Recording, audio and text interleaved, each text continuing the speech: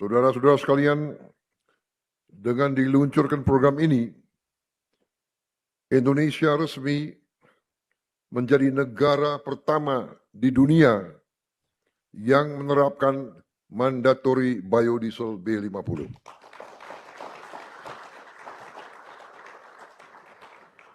Ini bukan sekedar pencapaian teknologi. Ini adalah bukti bahwa Indonesia mampu memanfaatkan kekayaan alamnya sendiri untuk kepentingan rakyatnya sendiri. Ini adalah tonggak yang sangat penting dalam perjalanan menuju kemandirian energi.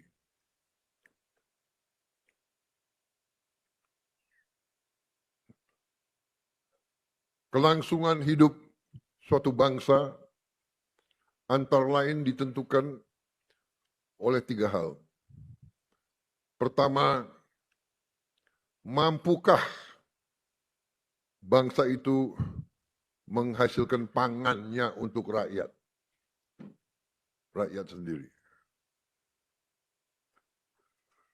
Kedua, mampukah bangsa itu memiliki energi, sumber energi sendiri, tidak tergantung bangsa lain. Yang ketiga, mampukah negara itu juga memiliki sumber air? Makan, energi, air. Ini dicanangkan oleh PBB dan hampir semua pakar peradaban manusia sadar dan mengerti. Tanpa tiga-tiga ini, suatu bangsa sulit untuk survive. Sulit untuk kita berdaulat, sulit untuk kita sejahtera, sulit untuk kita makmur. Alhamdulillah, kita sudah buktikan bahwa kita mampu mengamankan dan menghasilkan pangan untuk rakyat kita. Kita sudah swasembada pangan.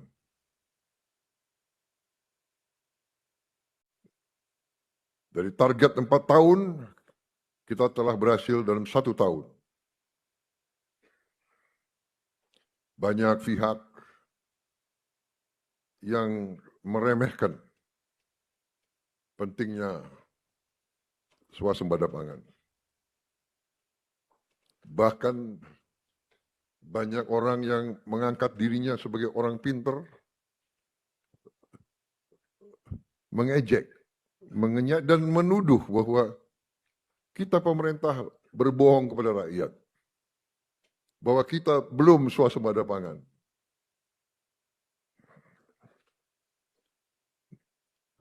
Berdosalah pemerintah yang berbohong kepada rakyatnya. Berdosalah pemimpin yang berbohong kepada rakyatnya. Berkhianatlah pemimpin yang tidak setia kepada kepentingan negara di atas segala kepentingan. Hari ini saya bangga hadir di sini. Hari ini hari yang saya tunggu-tunggu. Dari sejak saya belum dilantik jadi presiden, kepada tim inti saya, tim penasihat saya, selalu saya tekankan harus swasembada pangan, harus swasembada energi. Tidak boleh import BBM, tidak boleh import pangan. Dari sejak sebelum saya jadi presiden, sejak saya ketua umum HKTI, apalagi sejak saya Menteri Pertahanan, fokus saya antara lain yang seolah-olah tidak langsung di bidang pertahanan. Tapi elemen-elemen yang di bawah Menteri Pertahanan, terutama Universitas Pertahanan, pakar-pakar kita, insinyur-insinyur kita, perwira-perwira kita fokus waktu itu untuk mencari dan membor air di tempat-tempat yang susah.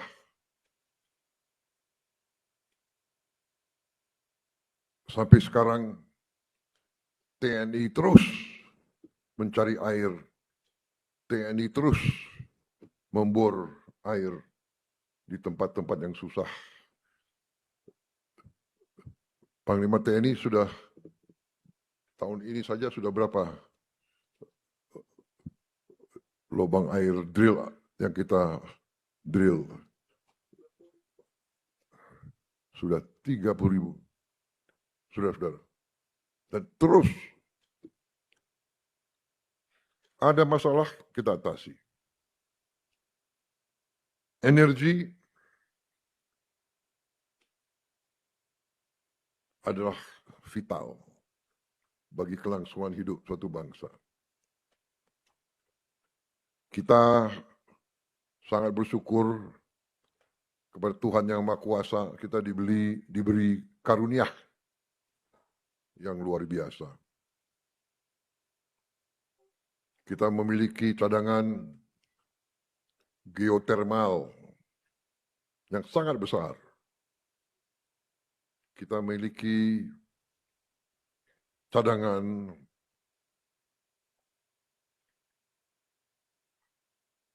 masih batu bara salah satu terbesar di dunia.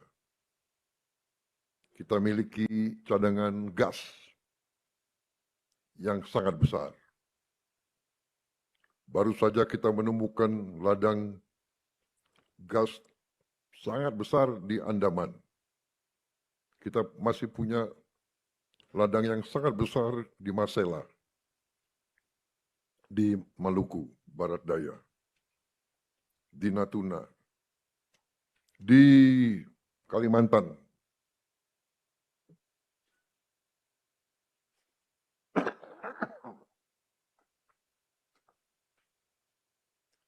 Kita juga ketemukan baru saja ladang-ladang besar. Dan baru kita ketahui bahwa kita punya CNG. Kalau LPG masih kita import, CNG kita sangat banyak. Sangat-sangat banyak. Di Jawa Tengah, penggunaan CNG sudah sangat banyak, ya, dan akan kita teruskan.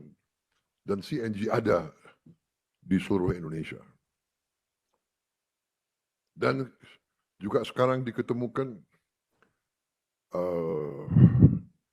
teknologi untuk membuat gas dari batu bara yang sangat dalam di bawah tanah yang belum termanfaatkan. Saudara-saudara sekalian, di tengah krisis dunia, Indonesia ternyata punya kekuatan. Kita tidak meremehkan kesulitan, tapi kita terus menyiapkan diri. Saudara-saudara, dari sejak saya belum dilantik sampai saya dilantik, saya teruskan, saya dorong, saya menuntut dari tim saya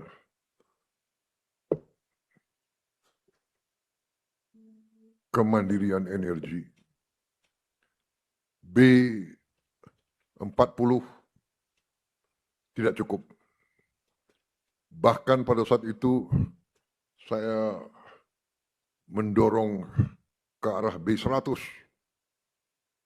Tapi menteri-menteri saya meyakinkan saya, Pak, dengan B50 saja kita sudah tidak import solar lagi dari luar negeri.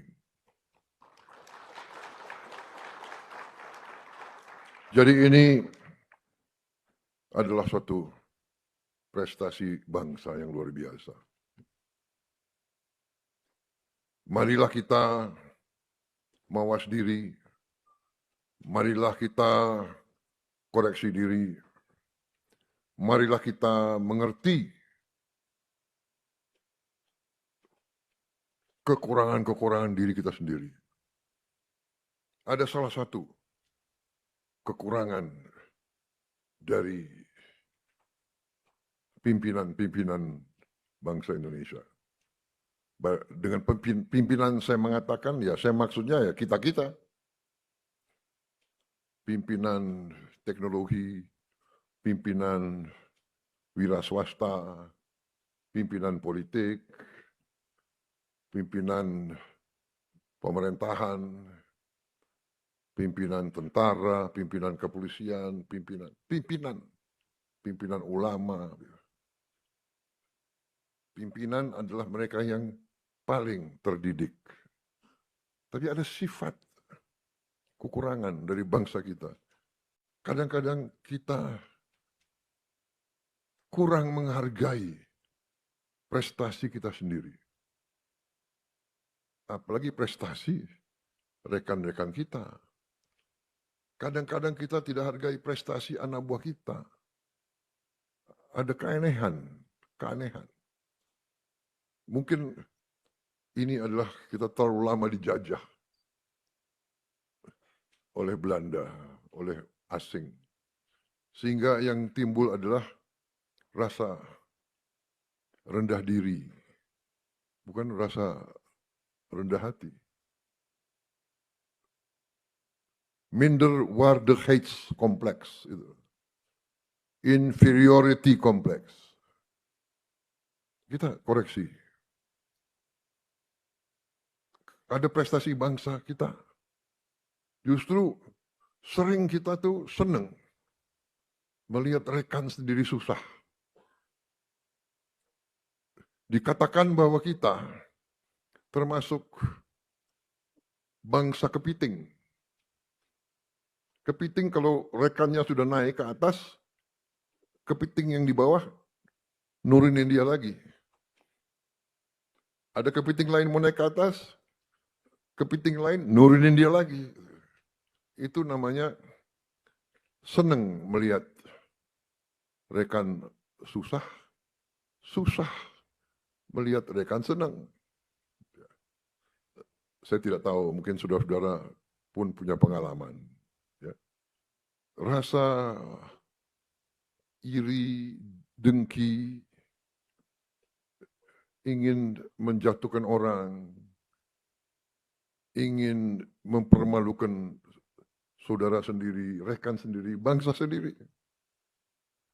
Padahal dunia ini penuh persaingan. Banyak negara yang iri sama kita. Banyak negara yang benci sama kita. Kita tidak pernah benci orang. Tapi nyatanya banyak yang dengki iri. Maunya ngerjain kita. Jelek-jelekin kita. Kampanye di sosmed, ya kan? Indonesia chaos. Indonesia suram, Indonesia gelap. Akan kolaps. Dia berharap kolaps. Bayangkan, orang Indonesia sendiri berharap kolaps. Saudara-saudara sekalian. Jadi,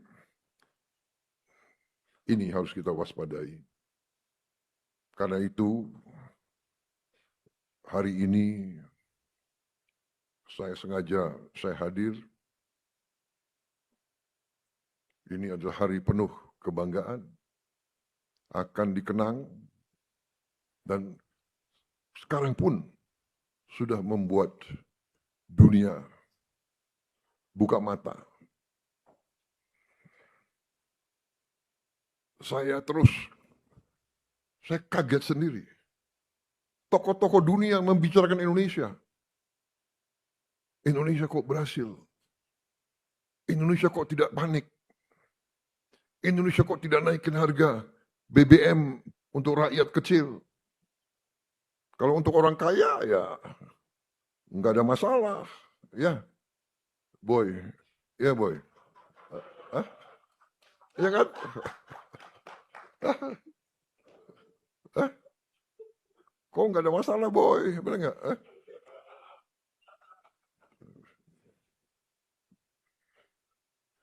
Siapa lagi yang nggak ada masalah nih? Ya, Arsyad. Ya kau berani pakai Lamborghini ya harus berani bayar mahal kau. Ya kan?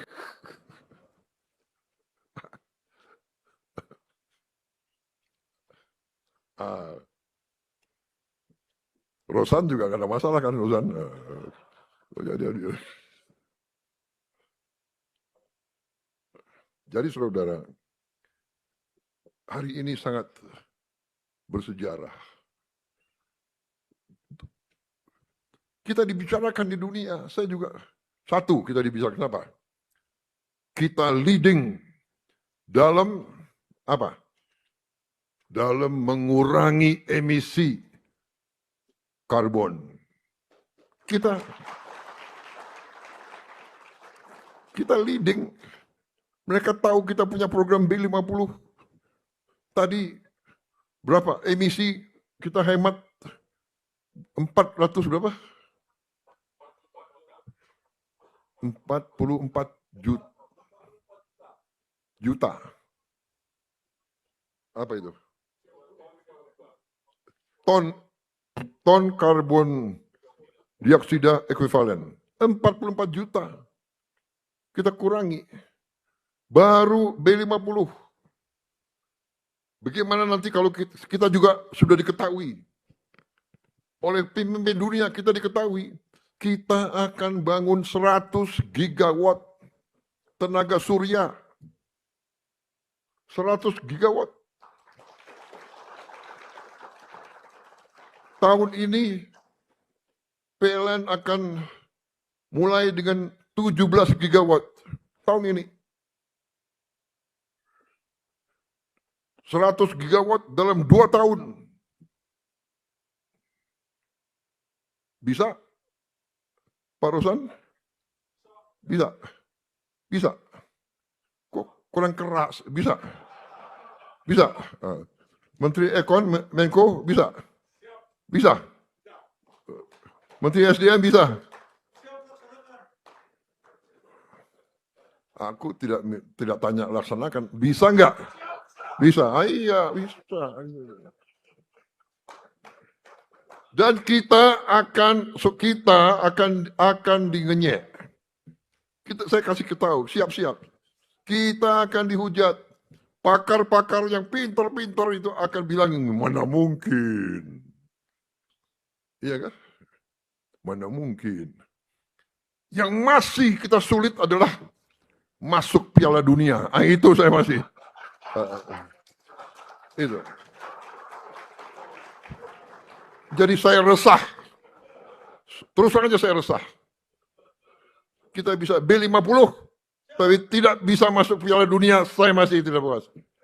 Saya tidak puas. Bagaimana caranya masuk Piala Dunia? Saudara-saudara jangan anggap enteng. Sepak bola itu kehormatan, ya.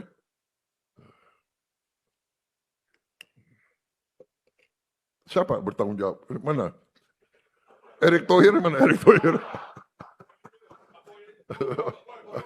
Boy, kasih tahu adikmu ya. Aduh.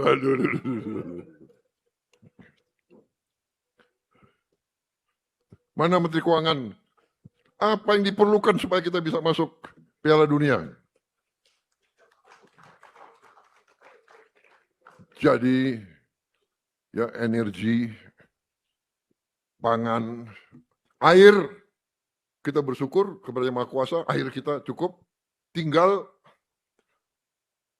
bagaimana manage di satu tempat berlebihan. Jawa Barat, ya kan? Turun air yang tertinggi di dunia termasuk di Jawa Barat, benar? tinggal bagaimana manage. Ya.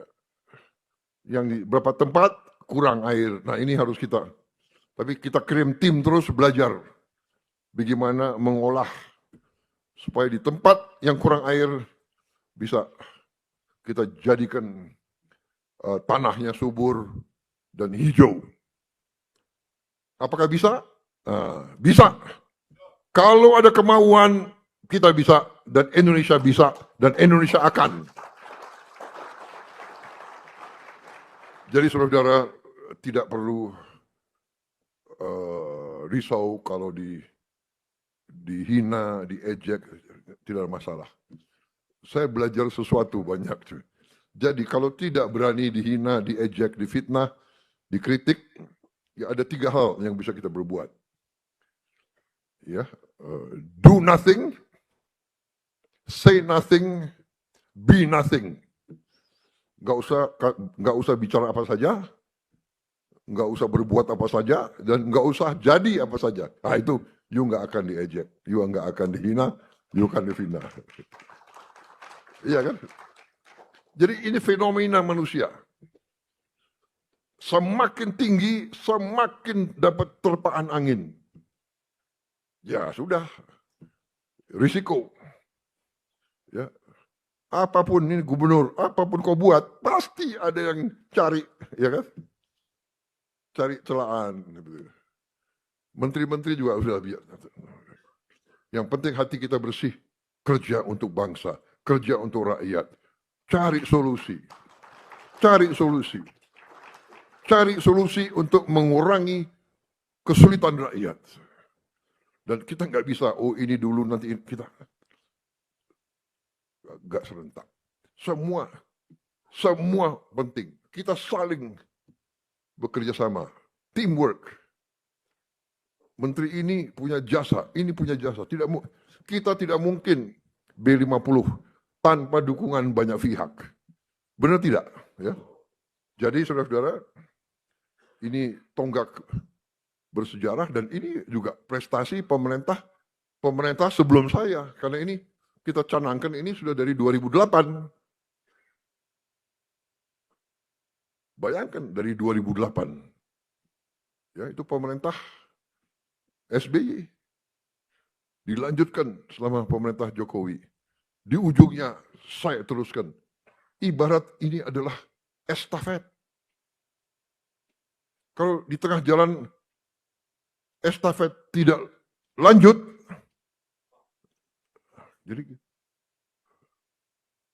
jadi jangan caci maki, jangan menghina orang, jangan apalagi fitnah, apalagi.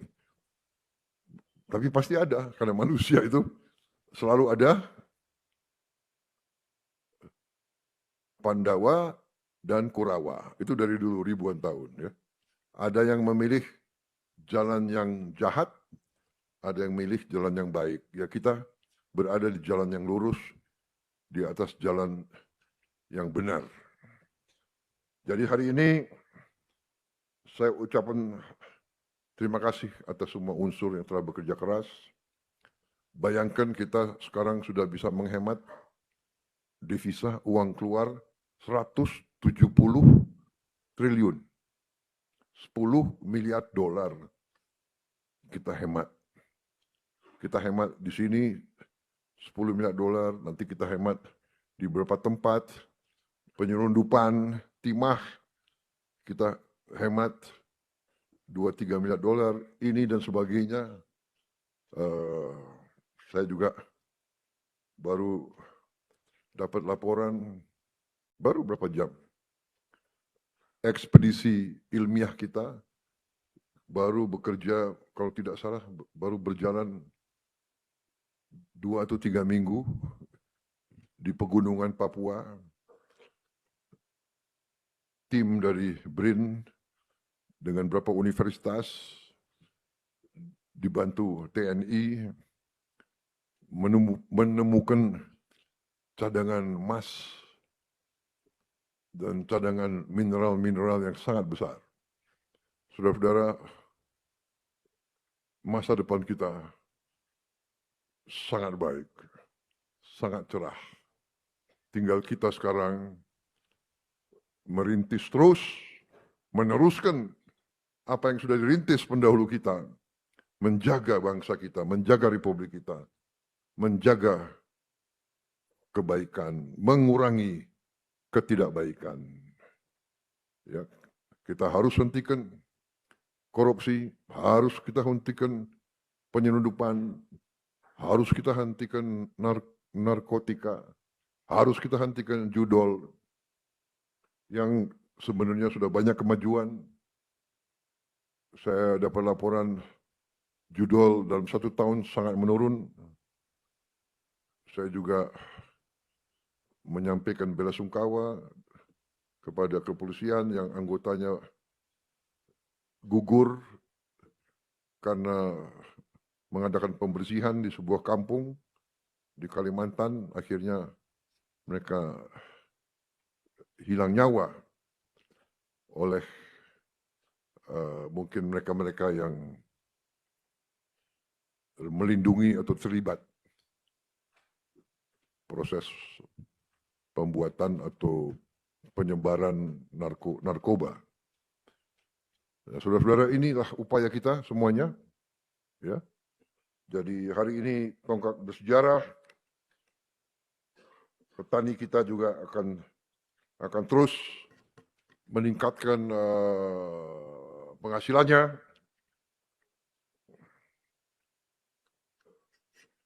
Kita akan berhasil bila petani-petani kita hidupnya lebih baik. Saya dapat laporan dari berbagai provinsi bahwa petani-petani kita sekarang meningkat, pembelian motor, pembelian mobil meningkat puluhan %, ya kan?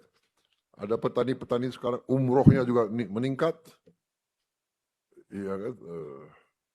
Kemarin potong sapinya juga meningkat, artinya mereka sekarang memiliki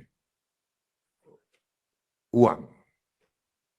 Ini tujuan pembangunan kita. Rakyat kita harus makmur. Dan kita tidak boleh rendah diri. Kita tidak boleh menerima bahwa rakyat kita harus miskin. Kita, negara yang kaya, rakyat kita juga harus nikmati kekayaan itu, saudara sekalian.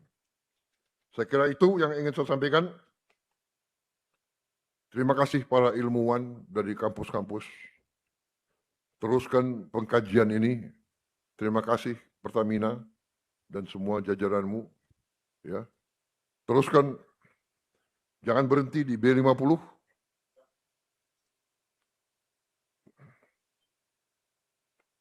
Kalau bisa B60.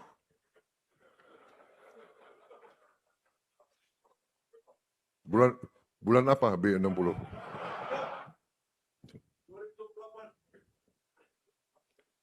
Saudara-saudara sekalian, memang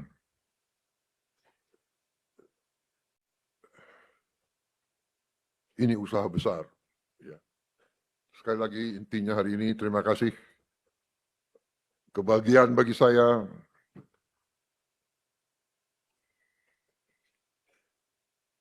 nanti Menseknek coba saya minta nama-nama ya Menteri SDM, Dirut Pertamina, Menko Ekon, Pak Rozan dan pejabat lain, saya minta mereka-mereka yang berjasa dalam proses mencapai B50, saya minta nama-namanya ya. Saya ingin memberi tanda kehormatan, bintang penghargaan kepada mereka-mereka semua.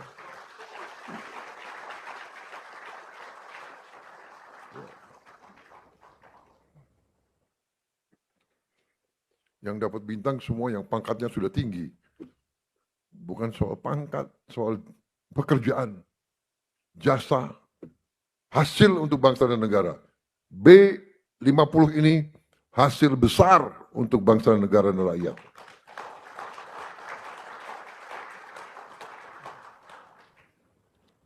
Dan ada satu juga komentar ya. Hari ini tanggal 9 Juli 2026. Bulan Juli adalah bulan 7. 9 sama 7, 16. 1 sama 6, 7. 7 sama 10, 17. 1 sama 7, 8. Tadi saya diberi laporan dari B2,5 tahun 2008 sampai B50 tahun 2026 melalui 8 tahap. Dan tahap B50 adalah tahap ke-8.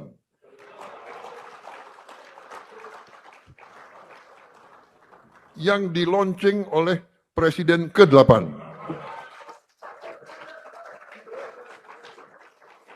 Ini kejadian benar, karena apa?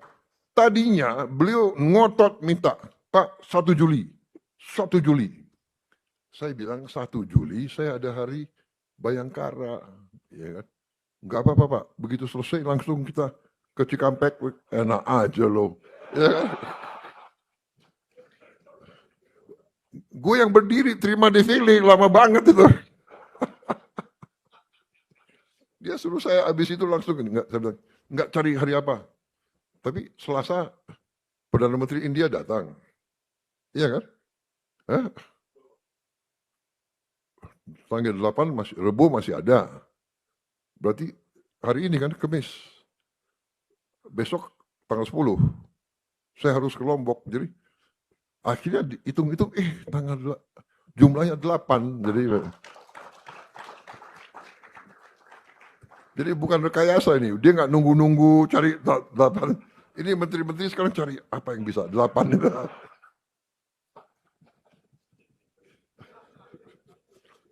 Ngarang aja itu. Kalau mau meresmikan koperasi, ditunggu. Kita akan resmikan 1061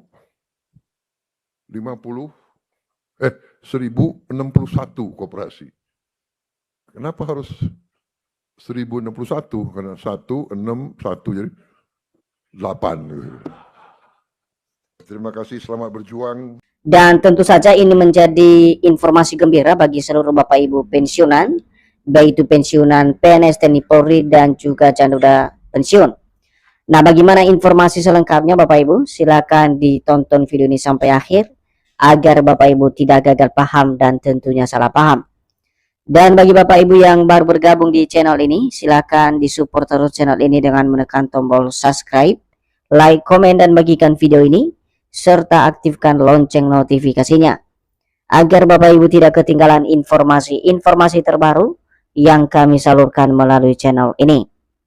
Jadi Bapak Ibu semuanya, langsung saja kita bedah informasinya Bapak Ibu. Dan di sini kami telah menampilkan sebuah artikel terbaru yang akan menjelaskan kepada kita semuanya perihal berita terbaru soal keputusan yang berhubungan dengan realisasi rapel gaji Bapak Ibu pensiunan yang katanya akan disalurkan pada pertengahan bulan Juli 2026. Dan artikel ini resmi dipublikasikan pada tanggal 9 Juli 2026 dengan judul diputuskan rapel gaji pensiunan cair pertengahan bulan Juli 2026. Cek infonya di sini. Nah, sekarang kita simak atau kita bedah informasinya Bapak Ibu, dan kami mengajak Bapak Ibu semuanya untuk memahami informasi ini secara tuntas.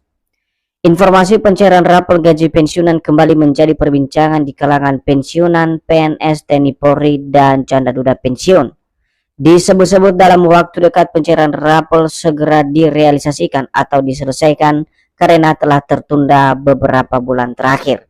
Nah Bapak Ibu, kalau kita memahami poin pertama dari informasi yang kami sajikan melalui video ini, di mana beberapa hari terakhir ada informasi terbaru Bapak Ibu, di mana pencairan rapel gaji Bapak Ibu pensiunan. Dan informasi ini tengah ramai diperbincangkan di kalangan penerima manfaat, baik itu pensiunan PNS, TNI, Polri, dan juga janda duda pensiun. Dalam informasi tersebut nantinya Bapak Ibu disebut-sebut dalam waktu dekat ini pencairan rapor gaji Bapak Ibu pensiunan tersebut segera diselesaikan. Karena kenapa? Beberapa bulan lalu rapor gaji Bapak Ibu pensiunan ini tertunda oleh beberapa hal. Jadi untuk informasi lengkapnya, benar tidaknya informasi realisasi pencairan rapor gaji Bapak Ibu pensiunan ini nantinya yang dijadwalkan akan diselesaikan pertengahan Juli 2026, kita akan lihat konfirmasi resmi dari pemerintah maupun PT Taspen nantinya Bapak Ibu. Selanjutnya berdasarkan informasi yang beredar di media sosial, klaim soal kepastian pencairan rapor bahkan sudah diputuskan oleh pihak terkait. Hal ini ditandai dengan adanya narasi yang menyatakan bahwa rapor cair paling lama pertengahan bulan Juli 2026. Jadi dari informasi yang beredar tersebut Bapak Ibu, di mana bahkan ada klaim kepastian realisasi atau pencairan rapor ini bahkan sudah diputuskan oleh pihak terkait. Dan hal ini tentu saja ditandai dengan beredarnya informasi yang disampaikan melalui media sosial yang menyatakan bahwa rapor tersebut akan cair paling lama di pertengahan bulan Juli 2026 ini. Jadi harapan besar bagi jutaan pensiunan ini pun disambut baik oleh pensiunan yang selama ini menanti kabar lanjutan program rapor tersebut direalisasikan. Karena rapor pensiunan dinilai menjadi solusi bagi tambahan penghasilan di tengah eskalasi ekonomi nasional saat ini. Jadi tentu saja hal ini bukan rahasia umum Bapak Ibu terkait dengan program rapor yang kini menjadi penantian jutaan pensiunan di seluruh Indonesia, di mana penantian ini tentu saja beralasan sangat konkret karena ini menjadi tambahan penghasilan atau pendapatan bagi para penerima manfaat di tengah eskalasi ekonomi nasional saat ini, khususnya di tahun 2026. Namun sebelumnya Bapak Ibu, atau sebelum kita membahas fakta di balik informasi pencairan rapor gaji Bapak Ibu pensiunan yang katanya cair pada minggu kedua atau paling lama di pertengahan bulan Juli 2026, para pensiunan harus memahami terlebih dahulu kapan seharusnya rapor tersebut bisa direalisasikan oleh pemerintah. Jadi penjelasan ini nanti Bapak Ibu kita akan lihat bagaimana kemudian proses daripada realisasi pensiunan tersebut atau kapan seharusnya rapor gaji Bapak Ibu pensiunan ini dilaksanakan atau direalisasikan oleh pemerintah melalui PT Taspen. Jadi di sini Bapak Ibu seperti yang kami tampilkan bahwasannya kapan rapor bisa direalisasikan oleh pemerintah. Tentu ada beberapa alasan nanti Bapak Ibu yang menjadi dasar utama kapan seharusnya rapor tersebut bisa dicairkan oleh pemerintah melalui PT Taspen. Di sini pada poin pertama yakni pemerintah terlebih dahulu menetapkan kebijakan terbaru melalui peraturan pemerintah atau PP atau regulasi lain yang mengatur penyesuaian gaji pensiunan di bulan tertentu. Tanpa aturan baru tidak ada dasar untuk membayar raporan bagi pensiunan. Jadi alasan pertama ini Bapak Ibu tentu saja ini menjadi dasar konkret sehingga rapor tersebut disalurkan oleh pemerintah kepada masing-masing Bapak Ibu pensiunan, baik itu pensiunan PNS, TNI Polri dan juga janda duda pensiun. Yang pertama di sini tercatat adalah harus adanya regulasi baru atau peraturan pemerintah terbaru yang mengatur soal penyesuaian gaji Bapak Ibu di bulan tertentu. Tanpa adanya dasar hukum itu, maka pemerintah tidak bisa merealisasikan yang namanya raporan tersebut Bapak Ibu. Alasan yang kedua, kapan kemudian realisasi daripada rapor tersebut, di mana kementerian terkait dan PT Taspen telah menyiapkan teknis pelaksanaan termasuk memperbaharui besaran gaji pensiun, memvalidasi data penerima, dan menyiapkan sistem pembayaran berdasarkan mekanisme pembayaran yang sah. Jadi pada poin kedua ini, di mana ada keterkaitan antara kementerian terkait dan juga PT Taspen dalam hal penyiapan teknis pelaksanaan dan juga dalam hal memperbarui besaran gaji pensiun serta validasi data penerima, sehingga dalam hal sistem pembayaran nanti bisa dilaksanakan berdasarkan mekanisme pembayaran yang sah. Selanjutnya, selain kapan seharusnya realisasi rapor ini, tentu saja ada proses daripada pencairan gaji rapor tersebut ke rekening masing-masing Bapak Ibu pensiunan. Jadi dalam proses ini, di mana poin pertama yakni validasi data penerima dilakukan untuk memastikan status pensiunan, rekening penerima, dan persyaratan administrasi telah sesuai. Autentikasi andal by Taspen adalah syarat mutlak atau wajib dilakukan setiap pensiunan tanpa terkecuali.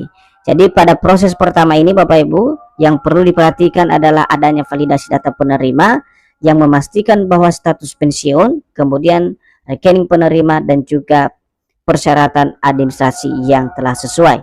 Dan yang paling utama yang perlu dipahami juga, setiap pensiunan ini harus melakukan terlebih dahulu autentikasi andal by Taspen. Proses kedua yakni gaji rapel pensiunan disalurkan ke rekening yang terdaftar di Taspen. Apabila data penerima telah valid, umumnya tidak diperlukan pengajuan berkas tambahan dari pensiunan PNS maupun janda duda pensiun. Nah, untuk poin yang ketiga atau yang terakhir Bapak Ibu dari proses ini, yakni para pensiunan harusnya menunggu pengumuman resmi dari PT Taspen sebagai pengelola dana pensiun mengenai jadwal penyaluran apabila memang terdapat kebijakan pembayaran rapel gaji pensiunan. Pensiunan dapat mengecek rekening secara berkala jika rapel resmi dibayar. Nah, ini poin penting Bapak Ibu ya, terkait dengan realisasi rapel ini. Untuk menyalurkan rapel ini tidak terlepas dari pengumuman atau informasi resmi yang disampaikan oleh kementerian terkait dan juga PT Taspen sebagai pengelola dana pensiun. Apabila realisasi daripada rapel ini sudah dijadwalkan, tentu saja akan diumumkan secara resmi kepada seluruh Bapak Ibu pensiunan. Nah, sekarang kita lihat Bapak Ibu, bagaimana kemudian konkret atau kebenaran fakta dibalik informasi rapel yang beredar luas saat ini, yang katanya segera cair di pertengahan bulan Juli 2026. Setelah tadi kita sudah mengetahui bagaimana kemudian proses mulai dari kapan rapel tersebut dibayarkan, kemudian poin kedua bagaimana kemudian proses rapel itu bisa dicairkan. Dan sekarang kita lihat apakah benar info rapel tersebut akan segera cair di pertengahan bulan Juli 2026. Jadi lantas, benarkah rapel gaji pensiunan cair di pertengahan bulan Juli 2026? Jadi berdasarkan konfirmasi dari sumber resmi pemerintah dan PT Taspen sebagai pengelola dana pensiun, hingga saat ini belum ada pengumuman resmi soal pencairan rapelan. Nah, ada titik terang Bapak Ibu bahwasannya untuk informasi yang beredar perihal rapel gaji Bapak Ibu pensiunan yang dinyatakan cair di pertengahan bulan Juli 2026, di sini terkonfirmasi melalui sumber resmi yang kami temukan Bapak Ibu, di mana hingga saat ini belum ada pengumuman resmi soal pencairan rapelan gaji Bapak Ibu pensiunan di bulan Juli 2026. Seterusnya melalui media sosial resminya, Taspen menyatakan bahwa hingga saat ini pemerintah belum mengeluarkan regulasi baru untuk pembayaran kenaikan maupun rapel pensiunan tahun 2026. Gaji pensiunan masih sama sesuai dengan peraturan pemerintah atau PP nomor 8 tahun 2024. Jadi sebagai poin penting di sini Bapak Ibu, bahwasannya berdasarkan informasi yang dinyatakan secara resmi oleh PT Taspen, menyampaikan kepada kita semuanya bahwa hingga saat ini belum ada regulasi baru atau peraturan terbaru yang berhubungan dengan realisasi atau pembayaran kenaikan maupun rapel gaji Bapak Ibu pensiunan di tahun 2026. Akan tetapi gaji Bapak Ibu pensiunan masih merujuk pada PP yang sudah berjalan selama ini, yakni PP nomor 8 tahun 2024.